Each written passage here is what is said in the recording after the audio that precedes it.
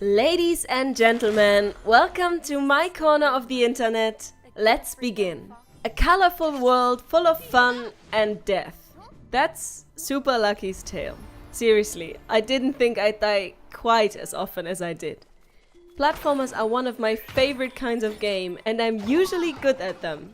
Really, I guess the cartoonish, almost childish graphics managed to lull me into a false sense of security. The charming adventure was previously only playable on Xbox One and Windows 10, but is now also available through Steam.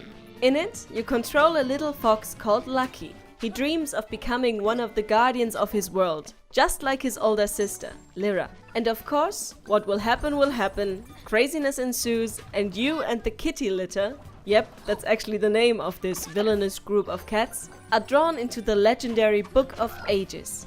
From now on, it's your job to follow the plans of evil boss cat Jinx. He sent his children into the various worlds to conquer them, enslave the inhabitants, and establish his dominion over everything. It actually reminded me a bit of Bowser and his Koopalings that wreak havoc in the Super Mario universe. Nothing really earth-shattering in terms of plot, but what it lacks in surprising elements, the game makes up for in humor and satisfying gameplay. Lucky is a very special kind of fox, and not only because he can walk on two legs and wears a cape.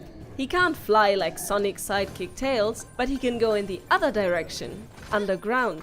It allows him to dodge enemies and even dig up treasures. To stick with the Sonic comparisons, it feels a lot like the burying skill of Knuckles the Echidna.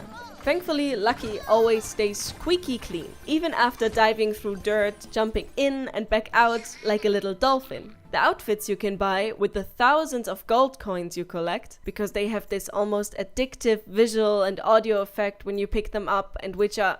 I'm getting off track again. What I wanted to say is that those costumes probably wouldn't look great with mud all over. However, burrowing isn't Lucky's only ability. He can also double jump and hit things with his fluffy tail. In theory, that shouldn't hurt that much, but most enemies don't seem to like it. A tail swipe stuns them, and a jump on the head usually finishes them off. Simple and efficient. I must say that I really enjoy the enemy design in this game. They all show so much character. Caterpillars rushing towards you in slow motion, murderous intent in their eyes. Flowers that want to headbutt you into oblivion. Yep, sounds like my cup of tea. There are places where you are safe from all these creatures that want to hurt you.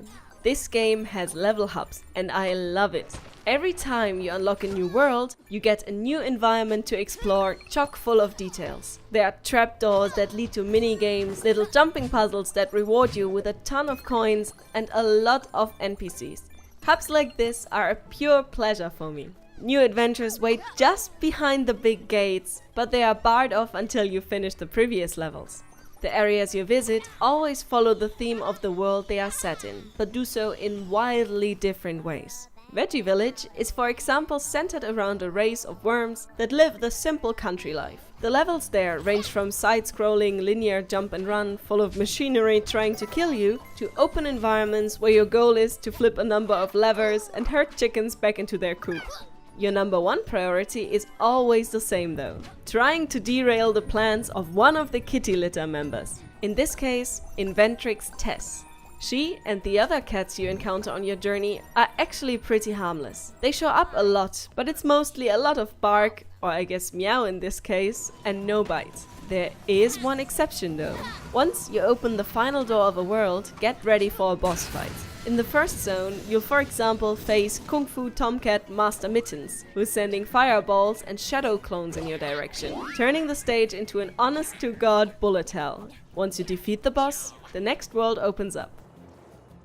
It's pretty hard for a game with this much design variety to get boring, but I'm still glad that the rest of the package is equally as enjoyable. From the optional challenges each level offers, like collecting all the hidden letters to spell out Lucky's name, to the responsive controls and smooth animations. The only thing that feels rather obsolete and frustrating at times is the lock camera, but apart from that, Super Lucky's tale plays like a charm. Charm? Lucky Charm? Like a four-leaf clover? Which is actually the most important collectible in the game? Coincidence? Who knows? That's it for today. Thank you so much for watching. Hope your day is as good as gold. See you next video.